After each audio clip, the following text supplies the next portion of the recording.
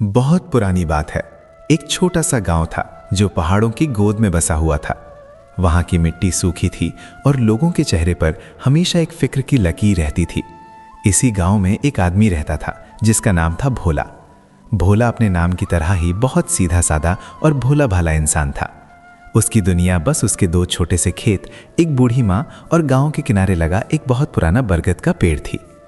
उस पेड़ के नीचे पत्थर का एक शिवलिंग था जो बरसों से वहीं था। ना उस पर कोई छत थी, ना कोई बड़ा मंदिर, बस खुले आसमान के नीचे महादेव विराजमान थे। भोला रोज सुबह उठकर सबसे पहले उस पत्थर पर एक लोटा पानी चढ़ाता था। उसके पास चढ़ाने के लिए ना तो दूध था, ना फल और ना ही कोई महंगी मिठाई। वो बस खेतों पर जाने से पहले चुपचाप वहां बैठ जाता और अपनी आंखें बंद कर लेता। उसके मन में कभी ये शिकायत नहीं आती थी कि भगवान ने उसे इतना गरीब क्यों बनाया या उसे इतनी मेहनत क्यों करनी पड़ती है। वो बस इतना जानता था कि ये पत्थर नहीं, उसका सहारा है। गांव के बाकी लोग अक्सर उसे देखकर हंसते थे। वे कहते थे कि देखो इस पागल को, खुद के खाने के ठिकाने नहीं है और रोज पत्थर को नहलाने चला जाता है। लेकिन भोला उनकी बातों पर कभी ध्यान नहीं देता था।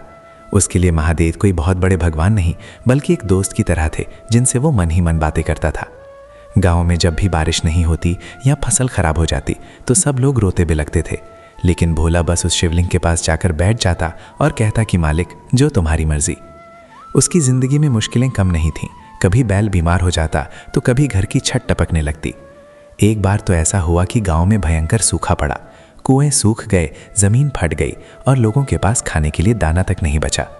लोग गांव छोड़कर शहर की तरफ भागने लगे। भोला की माँ भी बहुत बीमार पड़ गई। घर में न दवा के पैसे थे और ना ही अनाज। उस वक्त भोला पहली बार थोड़ा डगमगाया। उसने सोचा कि क्या सच में ऊपर वाला देख रहा है? क्या सच में मेरी पुकार कहीं पहुंच रही है? वो तपती दोपहरी में उस बरगद के पेड़ के नीचे गया। धूप इतनी तेज थी कि जमीन जल रही थी। पत्थर का वो शिवलिंग भी तप रहा था। भोला ने देखा कि शिवलिंग पर चढ़ाया हुआ पानी पल भर में सूख गया। उसे पत्थर की तपन महसूस हुई तो उसे अपनी तकलीफ से ज्यादा महादेव की फिक्र होने लगी। उसने सोचा कि मैं तो इंसान हूँ, छांव में बैठ सकता हूँ, लेकिन मेरे महादेव तो इस तपती धूप में अकेले खड़े हैं। उसने बिना कुछ सोचे अपनी फटी हुई चादर उतारी और ऊपर टहनियों से बांधकर शिवलिंग के लिए एक छोटी सी छांव बना दी। खुद नंगे बदन धूप में खड़ा रहा और शिवलिंग को अपनी चादर की छांव में रखा। उसकी आंखों से आंसू बह रहे थे, पर वो कुछ मांग नहीं रहा था। वो बस देख रहा था कि कैसे प्रकृति इतनी निष्ठुर हो गई है। तभी गांव का एक अमीर साहूकार वहां से गुजरा। उसने भोला का मजाक उड़ाते हुए कहा कि अरे मूर्ख, खुद मरने की हालत में है और इस पत्थर को छांव दे रहा है। ये पत्थर तुझे रोटी नहीं देगा। भोला ने बस मुस्कुरा कर कहा कि सेठ जी, रोटी तो मेहनत से मिलती है, पर हिम्मत तो यहीं से मिलती है। दिन बीतते गए और हालात और भी खराब होते चले गए। भोला की माँ की तबीयत इतनी बिगड़ गई कि वो हिल भी नहीं पा रही थी। एक रात भोला बहुत परेशान था। उसने रात के अंधेरे में शिवलिंग के पास जाकर अपना सिर झुका दिया। उसने पहली बार महादेव से सवाल किया कि आप कब सुनते हो? लोग कहते हैं कि आप भाग्य बदलते हो, लेकिन मेरा भाग्य कब बदलेगा? क्या मेरी माँ ऐसे ही दम तोड़ देगी? क्या मैं बस इसी गरीबी के लिए पैदा हुआ हूँ? उस रात उसने कोई मन्नत नहीं मांगी, बस अपना सारा दुख उस पत्थर के सामने खाली कर दिया। वो वहीं सो गया। आधी रात को एक अजीब सी शांति छा गई। न कोई आवाज़ थी, न कोई हलचल। अचानक उसे महसूस हुआ कि जैसे कोई उसके सिर पर हाथ रख रहा हो। एक ठंडी सी लहर उसके पूरे शरीर में दौड़ गई। जब उसकी आंख खुली तो उसने देखा कि आसमान में काले बादल घिरे हुए हैं। सालों बाद ऐसी ठंडी हवा चल रही थी। बिजली कड़की और मूसलाधार बारिश होने लगी। वो बारिश सिर्फ पानी नहीं थी, वो जैसे भोला के आंसुओं का जवाब थी। लेकिन कहानी यहाँ खत्म नहीं होती। असली परीक्षा तो अब शुरू होने वाली थी। बारिश तो आ गई, पर भोला के खेत में बीज बोने के लिए एक पैसा भी नहीं था। गांव वाले अपनी अपनी खुशियां मना रहे थे, पर भोला अभी भी उलझन में था। उसे लगा कि शायद महादेव ने सिर्फ प्यास बुझाई है, किस्मत बदलना अभी भी बाकी है। वो अपनी माँ के पास गया तो देखा कि माँ की सांसें तेज चल रही थीं। वो भागकर हकीम के पास गया, लेकिन हकीम ने कहा कि इसके लिए जो दवा चाहिए वो बहुत महंगी है और वो शहर से आएगी। भोला के पास कुछ नहीं था। वो हार मानकर वापस उसी पेड़ के नीचे बैठ गया। बारिश बंद हो चुकी थी। मिट्टी की सौंधी खुशबू हवा में थी। उसने देखा कि बरगद के पेड़ की जड़ों के पास से मिट्टी थोड़ी खिसक गई है। वहां कुछ चमक रहा था। उसने पास जाकर देखा तो वो एक पुराना धातु का टुकड़ा था। उसने धीरे धीरे मिट्टी हटाई तो देखा कि वहां एक छोटा सा कलश दबा हुआ था। भोला का दिल जोर जोर से धड़कने लगा। उसने सोचा कि शायद इसमें धन होगा, मेरी गरीबी मिट जाएगी। लेकिन जब उसने वो कलश खोला तो उसमें सोने के सिक्के नहीं थे, उसमें सिर्फ पुरानी राख और एक छोटा सा शंख था। भोला निराश हो गया। उसे लगा कि किस्मत उसके साथ खेल खेल रही है। वो उस कलश को वहीं छोड़कर जाने लगा। तभी उसे एक बूढ़ा साधु वहां आता हुआ दिखा। साधु बहुत थका हुआ लग रहा था। उसने भोला से पीने के लिए पानी मांगा। भोला ने उसे पानी पिलाया और अपना सारा हाल सुनाया। साधु ने उस कलश को देखा और मुस्कुराते हुए कहा कि बेटा, तू जिसे राख समझ रहा है वो मामूली राख नहीं है, और ये शंख ये कोई साधारण शंख नहीं है। तूने निस्वार्थ भाव से महादेव की सेवा की है, ये उसका फल है। भोला को कुछ समझ नहीं आ रहा था। साधु ने कहा कि तू इस राख को अपनी माँ के माथे पर लगा और इस शंख को बजा।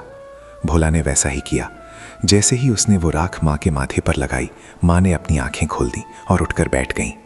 वो चमत्कार देखकर भोला की आंखों में चमक आ गई, लेकिन असली बदलाव तो उसके अंदर आ रहा था। साधु ने उसे समझाया कि भाग्य तब नहीं बदलता जब तुम्हें सोना चांदी मिल जाए, भाग्य तब बदलता है जब तुम्हारा डर खत्म हो जाए। उस शंख की आवाज़ सुनते ही पूरे गांव में एक अजीब सी ऊर्जा भर गई। जो लोग भोला का मजाक उड़ाते थे वे खिंचे चले आए। उस साधु ने बताया कि इस जगह के नीचे एक पुरानी औषधीय धारा बहती है, जिसकी जानकारी इस कलश के साथ दबे एक पुराने पत्र में थी। भोला ने उस पत्र को पढ़ा जिसे साधु ने उसे समझाया। उस जमीन में ऐसी जड़ी बूटियां थीं जो बहुत कीमती थीं और जो सिर्फ उसी खास मिट्टी में उगती थीं। भोला की मेहनत और महादेव की कृपा ने उसे रातों रात अमीर नहीं बनाया, बल्कि उसे वो रास्ता दिखाया जिसकी तलाश उसे बरसों से थी। उसने गांव वालों के साथ मिलकर उन जड़ी बूटियों की खेती शुरू की। धीरे धीरे वो सूखा गांव खुशहाल होने लगा। भोला अब भी वही भोला था। उसके पास अब बड़ा घर था, माँ ठीक थी, लेकिन वो आज भी रोज सुबह उसी बरगद के पेड़ के नीचे जाता और वही एक लोटा पानी चढ़ाता। अब वहाँ एक छोटा सा मंदिर बन गया था, पर भोला के लिए वो आज भी वही दोस्त था। एक दिन गांव के उसी अमीर सेठ ने उससे पूछा कि भोला सच बता, महादेव ने तेरा भाग्य कब बदला? उस रात जब बारिश हुई या उस दिन जब तुझे वो कलश मिला? भोला ने बहुत गहरी बात कही। उसने कहा कि सेठ जी, महादेव ने मेरा भाग्य उस दिन नहीं बदला जिस दिन मुझे धन मिला। उन्होंने मेरा भाग्य तो उस दिन बदल दिया था जिस दिन उन्होंने मुझे दुख सहने की ताकत दी थी और मेरे मन से ये डर निकाल दिया था कि कल क्या होगा। जब मैंने अपनी चादर उन्हें उड़ाई थी तब मुझे लगा था कि मैं उनकी रक्षा कर रहा हूँ, पर असल में वो मेरी परीक्षा ले रहे थे कि क्या मैं अपनी सबसे ज़रूरी चीज़ भी उनके लिए छोड़ सकता हूँ। भाग्य तब बदलता है जब इंसान मांगना छोड़ देता है और भरोसा करना शुरू कर देता है। महादेव इंसान की झोली तब नहीं भरते जब वो चिल्ला कर मांगता है, बल्कि तब भरते हैं जब वो चुपचाप अपना कर्म करता रहता है और सब कुछ उन पर छोड़ देता है। भोला की कहानी पूरे इलाके में फैल गई। लोग जान गए कि भक्ति का मतलब सिर्फ मंत्र जपना नहीं, बल्कि किसी भूखे को रोटी देना, किसी की तकलीफ में साथ खड़ा होना और हर हाल में उस परमात्मा पर अटूट विश्वास रखना है। वो गांव अब पहाड़ों का सबसे अमीर गांव बन चुका था, लेकिन वहाँ का हर इंसान अब पत्थरों में भी जान देखता था। वे जान गए थे कि जब इंसान के आंसू और महादेव की कृपा एक साथ मिलते हैं तो पत्थर से भी सोता फूट पड़ता है। अभी कहानी के कई मोड़ आने बाकी थे, क्योंकि गांव की तरक्की देखकर कुछ स्वार्थी लोगों की नज़र उस पर पड़ गई थी। शहर के कुछ बड़े व्यापारी उस ज़मीन को हड़पना चाहते थे जहां वे कीमती जड़ी बूटियाँ उगती थी। उन्होंने भोला को डराने धमकाने की कोशिश की। उन्होंने कहा कि ये ज़मीन सरकारी है और यहाँ से सबको हटना होगा। गांव वाले डर गए। उन्हें लगा कि फिर से वही पुराने दिन वापस आ जाएंगे। वे सब फिर से उसी बरगद के पेड़ के नीचे इकट्ठा हुए। भोला खड़ा हुआ और उसने सबको देखा। उसने देखा कि लोगों की आंखों में वही पुराना डर है। उसने महादेव की प्रतिमा की ओर इशारा किया और कहा कि जिस मालिक ने हमें यहाँ तक पहुँचाया है, क्या वो हमें बीच राह में छोड़ देगा? उस दिन दोपहर का सूरज सर पर चढ़ा हुआ था और गांव के बाहर धूल का एक गुबार सा उठा। काली चमचमाती गाड़ियों की एक कतार गांव की कच्ची सड़क पर आकर रुकी। उन गाड़ियों से कुछ लोग उतरे जिन्होंने सूट बूट पहने हुए थे और उनके हाथों में मोटे मोटे चमड़े के बैग थे। गांव के बच्चे डरकर अपनी माँओं के पीछे छुप गए और बड़े बूढ़े चौपाल पर जमा होकर कानाफूसी करने लगे। उन शहरियों का मुखिया एक अधेड़ उम्र का आदमी था, जिसकी आंखों में एक अजीब सी चमक थी, पर वो चमक दया की नहीं, लालच की थी। उसने सीधे जाकर भोला के घर का दरवाजा खटखटाया। भोला उस वक्त अपनी माँ को खाना खिला रहा था। जब वो बाहर आया तो उस आदमी ने बड़े प्यार से मुस्कुराते हुए अपना हाथ आगे बढ़ाया और कहा कि सुना है तुम इस गांव के सबसे समझदार आदमी हो, हमें तुमसे एक सौदा करना है। भोला ने सादगी से जवाब दिया कि बाबूजी, हम तो सीधे साधे किसान हैं, हमें सौदेबाजी नहीं आती। उस आदमी ने अपनी जेब से एक कागज़ निकाला और भोला को दिखाते हुए कहा कि ये इस ज़मीन के कागजात हैं। सरकार ने ये सारी पहाड़ की ढलान और बरगद के पास वाली ज़मीन हमारी कंपनी को दे दी है। हम यहाँ एक बहुत बड़ी फैक्ट्री बनाएंगे और बदले में तुम सबको इतना पैसा देंगे कि तुम्हारी आने वाली 7 पुश्तें बैठकर खाएंगी। भोला का दिल एक पल के लिए बैठ गया। उसे पैसे का लालच नहीं था, लेकिन उसे उस बरगद के पेड़ और उस शिवलिंग की चिंता थी। उसने धीमी आवाज़ में पूछा कि बाबूजी, अगर यहाँ फैक्ट्री बनेगी तो उस पेड़ का और हमारे मंदिर का क्या होगा? शहर से आए उस आदमी ने जोर से ठहाका लगाया और बोला कि अरे भाई, एक पत्थर और पुराने पेड़ के लिए तुम करोड़ों की संपत्ति छोड़ दोगे। पेड़ काट दिया जाएगा और उस पत्थर को तुम कहीं और ले जाकर रख देना। भोला की आंखों में बिजली सी कौंध गई। उसने अपनी फटी हुई धोती को थोड़ा और कसकर बांधा और शांति से कहा कि बाबूजी, वो पत्थर नहीं है, वो इस गांव का प्राण है। वो पेड़ हमारे बुजुर्गों की याद है। हम भूखे मर जाएंगे पर अपनी आत्मा नहीं बेचेंगे। वो आदमी गुस्से में लाल पीला हो गया और जाते जाते धमकी दे गया कि कल पुलिस और बुलडोजर आएंगे, तब देखते हैं तुम्हारी भक्ति काम आती है या कानून। उस रात पूरे गांव में चूल्हा नहीं जला। लोग डरे हुए थे। कुछ नौजवान कहने लगे कि भोला भाई, क्यों ना हम पैसे ले लें, कम से कम गरीबी तो मिट जाएगी, झगड़ा मोल लेकर क्या मिलेगा। रात के सन्नाटे में भोला फिर से उसी शिवलिंग के पास जाकर बैठ गया। चांदनी की हल्की रोशनी शिवलिंग पर पड़ रही थी। भोला ने कोई प्रार्थना नहीं की, बस चुपचाप बैठा रहा। वो सोच रहा था कि क्या वाकई महादेव की यही मर्जी है? क्या वे अपना घर छोड़कर जाना चाहते हैं? तभी उसे गांव के सबसे बुजुर्ग काका की बात याद आई, जो हमेशा कहते थे कि महादेव तब तक नहीं हिलते जब तक उनके भक्त का धीरज नहीं डोलता। भोला ने तय कर लिया कि वो पीछे नहीं हटेगा। अगली सुबह जब सूरज की पहली किरण निकली तो गांव वालों ने देखा कि भोला उस बरगद के पेड़ के नीचे मिट्टी खोदकर वहीं बैठ गया है।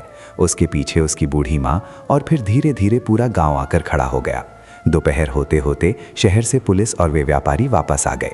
उनके साथ बड़े बड़े लोहे के पंजे वाली मशीनें थीं। शोर इतना था कि कान फटने लगे। व्यापारी ने चिल्लाकर कहा कि हट जाओ यहाँ से, वरना कुचल दिए जाओगे। लेकिन भोला अपनी जगह से टस से मस नहीं हुआ। मशीन का चालक, जो खुद ही गरीब घर का लड़का था, भोला की आंखों में वो चमक देखकर सहम गया। उसे लगा कि वो किसी इंसान पर नहीं बल्कि साक्षात ईश्वर के सामने खड़ा है। उसने मशीन बंद कर दी। व्यापारी चिल्लाने लगा, गालियां देने लगा, लेकिन वो लड़का मशीन से नीचे उतर आया और बोला कि साहब, मैं नौकरी छोड़ सकता हूँ पर इस पाप का हिस्सा नहीं बनूंगा। तभी एक ऐसी घटना घटी जिसने सबका भाग्य बदल कर रख दिया। उस व्यापारी का फोन बजा। उसका चेहरा सफ़ेद पड़ गया। शहर से खबर आई थी कि उसका इकलौता बेटा एक बड़ी दुर्घटना का शिकार हो गया है और डॉक्टर कह रहे हैं कि अब कोई चमत्कार ही उसे बचा सकता है। वो आदमी जो अभी तक पैसों की अक्कड़ में था, अचानक घुटनों के बल बैठ गया। उसे लगा जैसे उसके पापों का घड़ा भर गया हो। वो भागकर भोला के पास आया और रोने लगा। उसने कहा कि मुझे माफ़ कर दो, मैंने घमंड में आकर भगवान को चुनौती दी थी। भोला ने उसे सहारा देकर उठाया और कहा कि बाबूजी, माफ़ी मुझसे नहीं, उनसे मांगिए जो सबका हिसाब रखते हैं। भोला ने उस व्यापारी को शिवलिंग की भभूति दी और कहा कि ये ले जाइए और अपने बेटे के माथे पर लगाइए, महादेव सब ठीक करेंगे। वो आदमी रोते हुए वहां से चला गया। 7 दिन बीत गए। गांव में सन्नाटा था। 8वें दिन वही गाड़ियां फिर से आईं। गांव वाले डर गए कि शायद इस बार वे और भी गुस्से में आए होंगे। लेकिन इस बार मंजर अलग था। वो व्यापारी अपनी पत्नी और बेटे के साथ आया था। उसका बेटा बिल्कुल ठीक था। उसने आते ही भोला के पैर पकड़ लिए। उसने कहा कि मैं यहाँ ज़मीन छीनने नहीं बल्कि इस गांव के लिए एक बड़ा अस्पताल और स्कूल बनवाने आया हूँ, और वो फैक्ट्री अब इस गांव से दूर खाली ज़मीन पर बनेगी ताकि पर्यावरण को नुकसान ना हो। उसने उस बरगद के पेड़ के चारों ओर एक सुंदर चबूतरा बनवाया और उस कच्चे मंदिर को एक भव्य रूप दिया। अब लोग कहने लगे कि देखो, भोला का भाग्य रातों रात बदल गया। लेकिन भोला जानता था कि भाग्य उस दिन नहीं बदला था जब स्कूल बना या अस्पताल बना। भाग्य तो उस पल बदल गया था जब उसने डरना छोड़ दिया था। महादेव ने व्यापारी के बेटे की जान बचाकर सिर्फ एक जान नहीं बचाई थी, बल्कि उस व्यापारी के मन का मैल धो दिया था और गांव वालों का विश्वास जीत लिया था। अब उस गांव में कोई भी अनपढ़ या गरीब नहीं रहने वाला था। भोला आज भी वही सादा जीवन जीता है। उसने अपने हिस्से के पैसे से गांव के लिए बीज और खाद का इंतजाम किया। वो अब भी रोज सुबह उसी शिवलिंग पर एक लोटा पानी चढ़ाता है। लोग पूछते हैं कि भोला, क्या अब भी महादेव तुमसे बात करते हैं? भोला बस मुस्कुरा देता है और कहता है कि वे बोलते कहाँ हैं, वे तो बस कर देते हैं। समय बीतता गया और वो गांव एक मिसाल बन गया।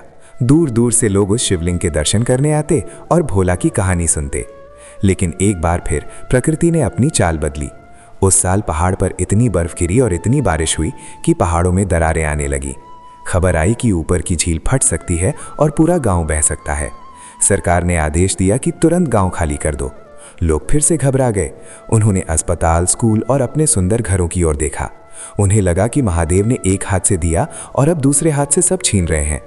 लेकिन भोला के चेहरे पर इस बार भी वही शांति थी। उसने कहा कि जिसने डूबने से बचाया था वही पार भी लगाएगा। गांव के लोग अपना जरूरी सामान पोटलियों में बांध रहे थे। बच्चों के रोने की आवाजें और मवेशियों के रंभाने से पूरा माहौल गमगीन हो गया था। सरकारी गाड़ियां गांव के मुहाने पर खड़ी थीं और लाउडस्पीकर पर बार बार चेतावनी दी जा रही थी कि वक्त बहुत कम है, जल्दी पहाड़ खड़ी कर दो। गांव के मुखिया ने भोला के कंधे पर हाथ रखा और कहा कि भोला, अब जिद छोड़ो, ये पहाड़ कभी भी गिर सकता है। भगवान तो हर जगह है, हमें शिवलिंग को भी अपने साथ ले चलेंगे। लेकिन भोला उस पत्थर से लिपट कर बैठ गया था। उसने बहुत ही शांत स्वर में कहा कि काका, आप सब जाइए, पर मैं नहीं जा सकता। जिसे आप पत्थर कह रहे हैं, उसने मुझे तब संभाला था जब मेरे पास सर छुपाने की जगह नहीं थी। आज जब इस पर मुसीबत आई है तो मैं इसे अकेला छोड़कर कैसे जा सकता हूं? अगर महादेव को लीन होना है तो मैं भी उनके साथ ही लीन हो जाऊंगा। भोला की माँ भी वहीं बैठी थी। उसने भी जाने से मना कर दिया। उसने कहा कि मेरा बेटा जहां रहेगा वही मेरा स्वर्ग है। गांव खाली हो गया। चारों तरफ सन्नाटा पसर गया। सिर्फ बारिश की बूंदों की आवाज और पहाड़ों के दरकने की गूंज सुनाई दे रही थी। ऊपर से बड़े बड़े पत्थर नीचे गिर रहे थे। भोला ने अपनी माँ को उस बरगद के पेड़ के सबसे मजबूत हिस्से के पास बैठा दिया और खुद शिवलिंग के पास बैठकर शिव चालीसा का पाठ करने लगा। उसकी आवाज उस तूफानी रात में बहुत धीमी थी, लेकिन उसके मन का विश्वास बहुत गहरा था। तभी अचानक एक बहुत जोरदार धमाका हुआ। पहाड़ का एक बहुत बड़ा हिस्सा टूटकर सीधा गांव की तरफ आने लगा। ऐसा लग रहा था कि अगले ही पल सब कुछ खत्म हो जाएगा। भोला ने अपनी आंखें बंद कर लीं और सिर्फ ओम नमः शिवाय का जाप करने लगा। उसे मौत का डर नहीं था।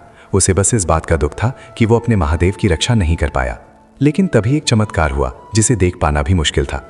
वो विशाल चट्टान जो गांव को तबाह करने आ रही थी, वो बरगद के पेड़ से कुछ मीटर पहले ही एक दूसरी बड़ी चट्टान से टकराकर अपना रास्ता बदल गई।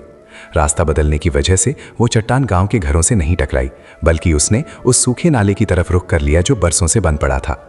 उस चट्टान के प्रहार से वो नाला खुल गया और पहाड़ के ऊपर जमा सारा पानी जो गांव को डुबोने वाला था, वो उस नाले के रास्ते दूसरी तरफ घाटी में बहने लगा। गांव सुरक्षित था। भोला ने जब आंखें खोली तो उसने देखा कि बारिश थम चुकी थी और चांद बादलों से बाहर निकल आया था। वो शिवलिंग और वो बरगद का पेड़ वैसे ही खड़े थे जैसे वे सदियों से थे। सुबह होते ही जब सरकारी राहत दल और गांव वाले वापस आए तो वे अपनी आंखों पर यकीन नहीं कर पा रहे थे। जिस रास्ते से पानी बहा था, उसने गांव को एक नई जीवन रेखा दे दी थी। अब गांव को पानी के लिए कभी तरसना नहीं पड़ेगा।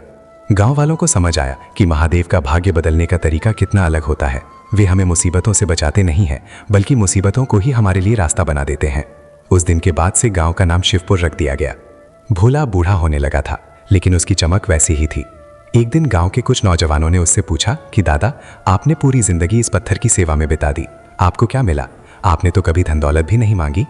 भोला मुस्कुराया और बोला कि बेटा, मांगने से तो सिर्फ भीख मिलती है, पर जब तुम खुद को सौंप देते हो तो तुम्हें वो मिलता है जो तुम्हारी सोच से भी परे है। भाग्य तब नहीं बदलता जब तुम्हारी जेब भरती है, भाग्य तब बदलता है जब तुम्हारा नजरिया बदलता है। भोला ने उन लड़कों को अपने पास बैठाया और उन्हें एक ऐसी बात बताई जो उसे उस साधु ने बहुत साल पहले कही थी। उसने बताया कि महादेव मनुष्य का भाग्य 3 मौकों पर बदलते हैं।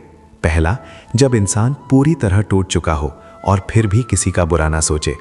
दूसरा, जब इंसान के पास सब कुछ हो और वो दूसरों की सेवा के लिए झुक जाए। और तीसरा, जब इंसान के मन में ये पक्का भरोसा हो जाए कि जो हो रहा है वो मेरे मालिक की मर्जी है।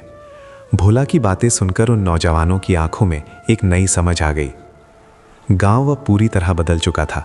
वहां अब बिजली आ गई थी, सड़कें बन गई थीं, लेकिन गांव के बीचों बीच वो बरगद का पेड़ और वो शिवलिंग आज भी वैसे ही था। भोला अब अपनी आखिरी सांसें गिन रहा था। वो उसी पेड़ के नीचे लेटा हुआ था। पूरा गांव वहां जमा था। सबकी आंखों में आंसू थे, पर भोला के चेहरे पर एक अलौकिक शांति थी। उसने अपनी माँ का हाथ पकड़ा और कहा कि माँ, अब मेरा समय आ गया है। माँ ने रोते हुए कहा कि तू हमें छोड़कर कहाँ जा रहा है? भोला ने शिवलिंग की तरफ इशारा किया और कहा कि मैं कहीं नहीं जा रहा, मैं तो यहीं विलीन हो रहा हूँ। तभी एक अजीब सी बात हुई। जैसे ही भोला ने अपनी आखिरी सांस ली, उस बरगद के पेड़ से अचानक फूलों की बारिश होने लगी। किसी ने नहीं देखा था कि वे फूल कहाँ से आए, पर पूरी जगह एक भीनी भीनी खुशबू से भर गई। भोला की मृत्यु के बाद गांव वालों ने वहां उसकी एक छोटी सी प्रतिमा बनवाई, लेकिन उसे मंदिर के अंदर नहीं बल्कि उसी बरगद के पेड़ के नीचे महादेव के चरणों में रखा। लोगों का मानना है कि आज भी जब गांव पर कोई मुसीबत आती है तो भोला की वो प्रतिमा और महादेव का वो शिवलिंग गांव की रक्षा करते हैं। ये कोई कहानी नहीं थी, ये एक ऐसा सच था जो हर उस इंसान के दिल में बस गया जिसने इसे सुना। सालों बीत गए, पीढ़ियां बदल गईं, लेकिन भगवान शिव कब बदलते हैं मनुष्य का भाग्य, ये सवाल अब कोई नहीं पूछता था, क्योंकि सबको पता था कि महादेव भाग्य नहीं बदलते, वे मनुष्य के कर्मों को सही दिशा देते हैं, और जब कर्म सही हो जाते हैं तो भाग्य अपने आप चमक उठता है। उस गांव की मिट्टी आज भी पवित्र मानी जाती है। लोग शहर की चकाचौंध छोड़कर वहां की शांति में बैठने आते हैं। कहा जाता है कि आज भी अगर कोई सच्चे मन से बिना किसी स्वार्थ के उस शिवलिंग पर एक लोटा पानी चढ़ाता है और भोला की तरह धैर्य रखता है तो उसे अपनी समस्याओं का समाधान मिल जाता है। लेकिन शर्त वही है, भरोसा अटूट होना चाहिए, क्योंकि महादेव वहाँ नहीं मिलते जहाँ शोर होता है, वे वहाँ मिलते हैं जहाँ मौन और समर्पण होता है। इस कहानी का अंत यहाँ नहीं होता, बल्कि ये तो एक नई शुरुआत है उन सब के लिए जो अपनी किस्मत को कोसते हैं।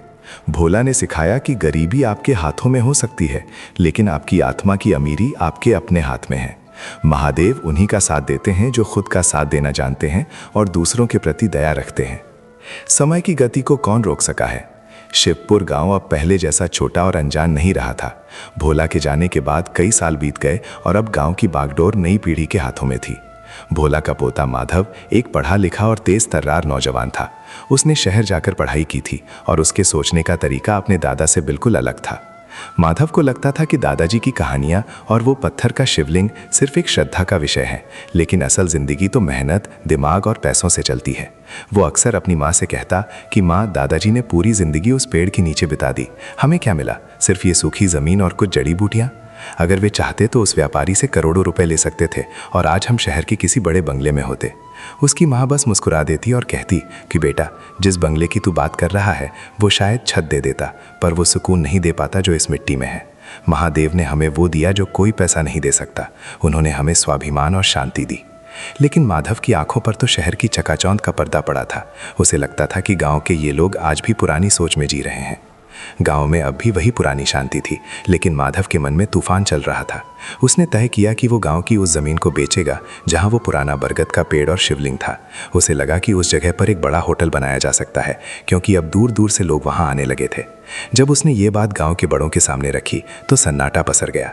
किसी ने सोचा भी नहीं था कि भोला का अपना खून ही उस पवित्र जगह को बेचने की बात करेगा। गांव के पुराने बुजुर्गों ने उसे समझाने की कोशिश की। उन्होंने कहा कि माधव, ये सिर्फ जमीन का टुकड़ा नहीं है, ये तेरे दादा की तपस्या है, यहाँ महादेव का वास है। अगर तूने इसे छेड़ा तो अनर्थ हो जाएगा। लेकिन माधव ने हंसते हुए जवाब दिया कि काका, भगवान तो कण कण में है, वे होटल में भी रहेंगे। हमें आगे बढ़ना होगा, कब तक इस पुराने पत्थर को पकड़कर बैठे रहेंगे? उसने गांव वालों की एक ना सुनी और शहर के कुछ बड़े ठेकेदारों से हाथ मिला लिया।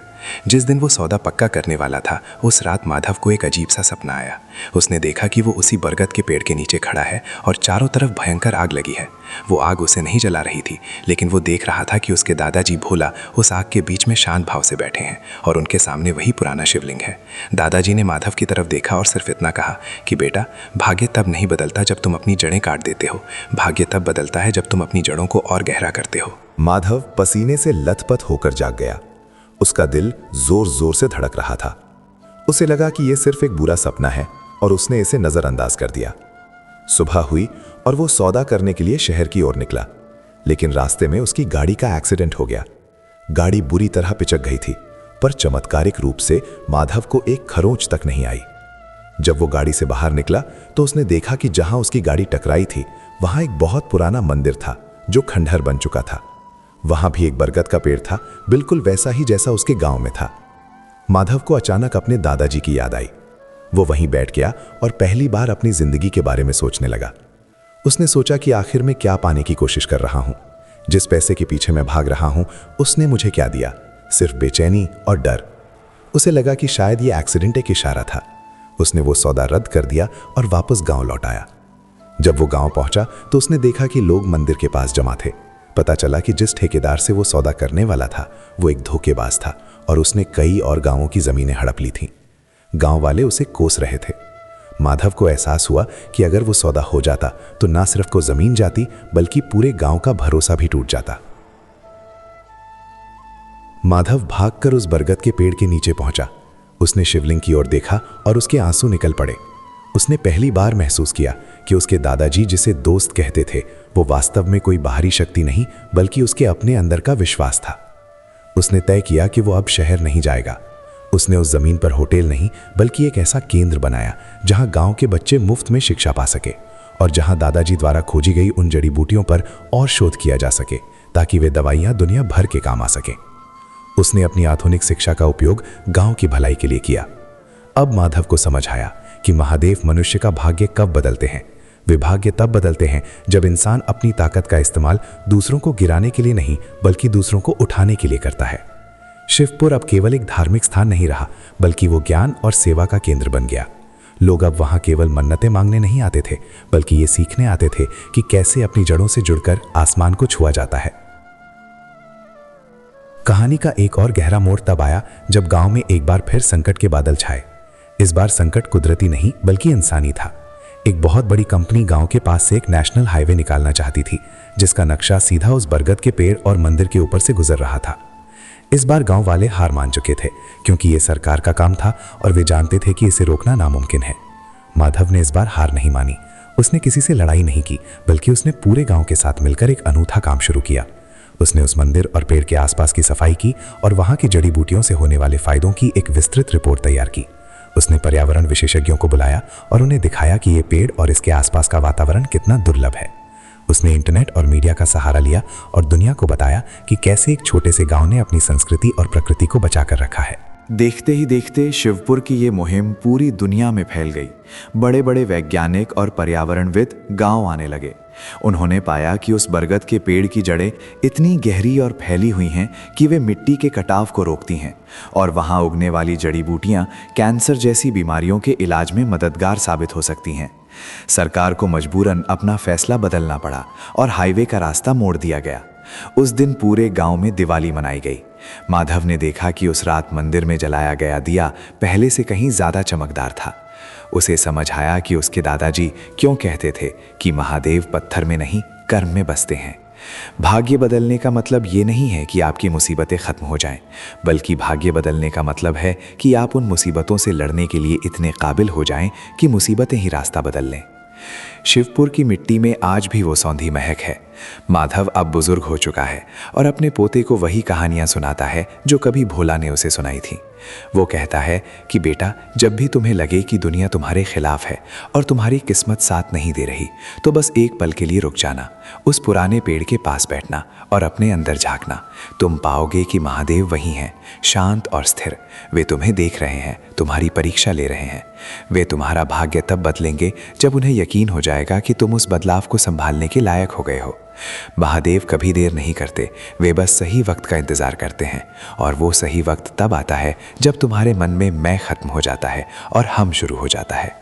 एक दिन की बात है जब सूरज ढल रहा था और आसमान में लालिमा छाई थी। गांव के बस स्टैंड पर एक अजनबी उतरा। उसके कपड़े महंगे थे लेकिन उसका चेहरा धूल से भरा और आंखों में एक गहरी उदासी थी। उसके हाथ में एक छोटा सा बैग था और वो चलते हुए सीधा उसी बरगद के पेड़ की ओर पहुंचा जहां माधव बैठा था। उस अजनबी का नाम राघव था।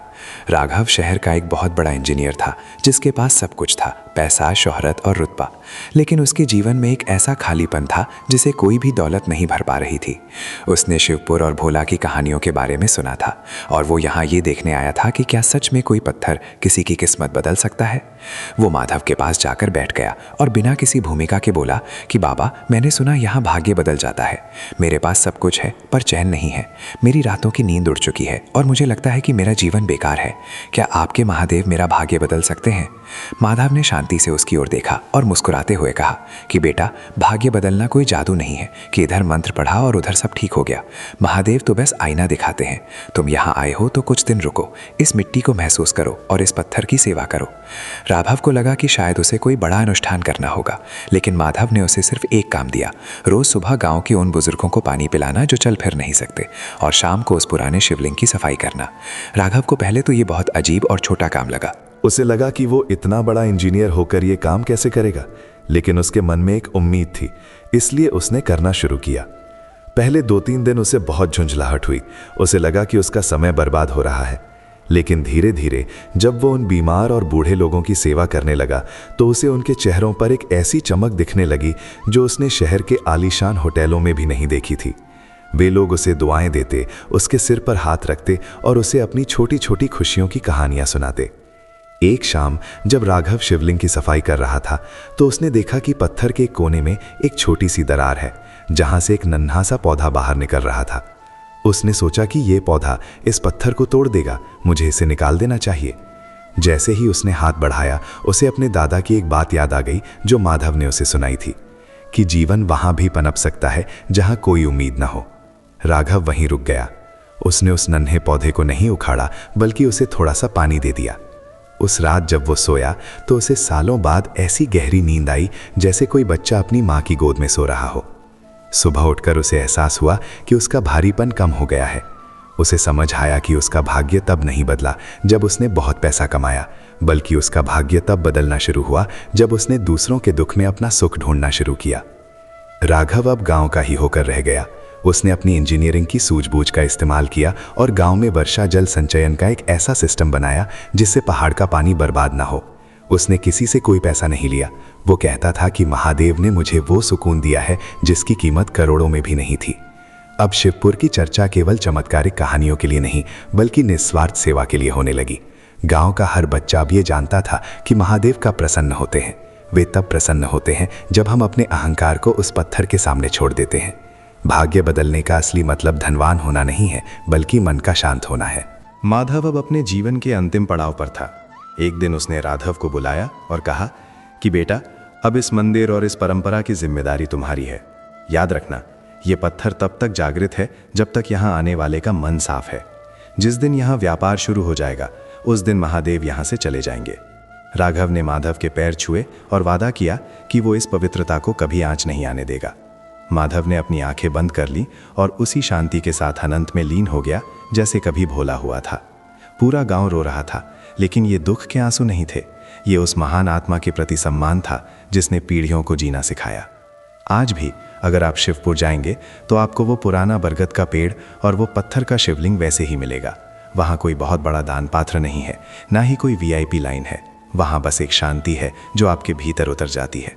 लोग आज भी पूछते हैं कि भगवान शिव कब बदलते हैं मनुष्य का भाग्य, और वहाँ की हवाओं से एक ही जवाब आता है, जब मनुष्य स्वयं को बदलने के लिए तैयार हो जाता है। जब वो ये मान लेता है कि वो करता नहीं बल्कि केवल एक माध्यम है। महादेव की सच्ची कहानी किसी किताब में नहीं लिखी है, वो तो उन हजारों लोगों के जीवन में लिखी है जिन्होंने निस्वार्थ भाव से प्रेम करना और सेवा करना सीखा। भाग्य का बदलना कोई बाहरी घटना नहीं, बल्कि एक आंतरिक यात्रा है, और शिवपुर उस यात्रा का सबसे सुंदर पड़ाव है। कहानी का ये सिलसिला कभी खत्म नहीं होता, क्योंकि जब तक दुनिया में दुख है तब तक महादेव का सहारा और श्रद्धा की ये कहानियाँ जिंदा रहेंगी। ये एक ऐसी मशाल है जो एक हाथ से दूसरे हाथ में जाती रहती है, और हर बार एक नया भोला, एक नया माधव और एक नया राघव पैदा होता है, जो दुनिया को बताता है कि भरोसा कभी बेकार नहीं जाता।